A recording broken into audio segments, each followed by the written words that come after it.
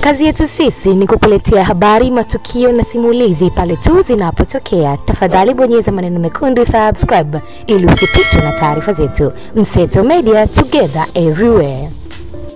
Speaker, naisabili nafsi yangu kwenye maandiko ya kun fayakun. Kun fayakun manake analolitaka Mungu linakuwa. Aidha, nataka nikiri imani yangu kwamba mamlaka yote huwekwa na Mwenyezi Mungu.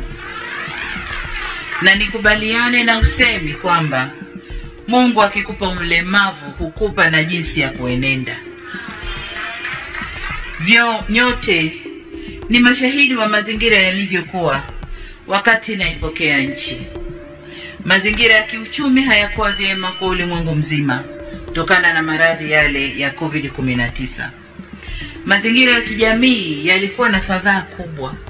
Fadhaa kwanza ya maradhi, watu wanatutoka, maradhi hatujui yataisha lini, tutatibu na nini.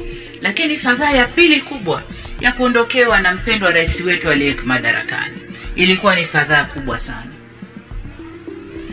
Na mazingira ya kisiasa hayakuwa na bashasha kwa kuwa haikuwa muda mrefu tangu tumemaliza uchaguzi wa 2020. Kwa mazingira yote hayo, kwa hali yoyote ile, kwa mtazamo wa mwanadamu, mja wa kupokea mzigo ule wa urais kwa wakati ule, kwa mazingira yale, isingefikiriwa kwamba ningekuwa mimi.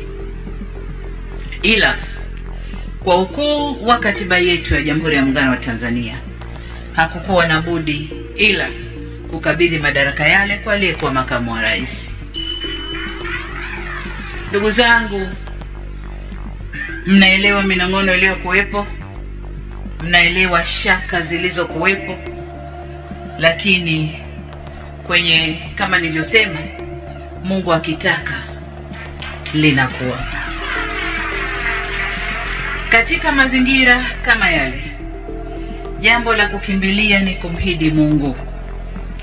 Nilimuomba Mwenyezi Mungu anijalie busara na uvumilivu kama alivyomjalia Nabii Suleiman alayhi salam. Nilimuomba Mwenyezi Mungu aniongoze kama alivyoongoza manabii wake na waja wema waliofanya mema kwa ajili ya dunia na kesho yao mbele ya Mungu. Alhamdulillah, maombi haya yalinipa nguvu na ujasiri wa kutoruhusu mazingira yaliyokuwepo yawe kikwazo kwenye utekelezaji wa majukumu niliyokabidhiwa. Namshukuru Mungu sana. Hakikisha umesubscribe, comment, like na kushare. Mseto Media, we connect everywhere.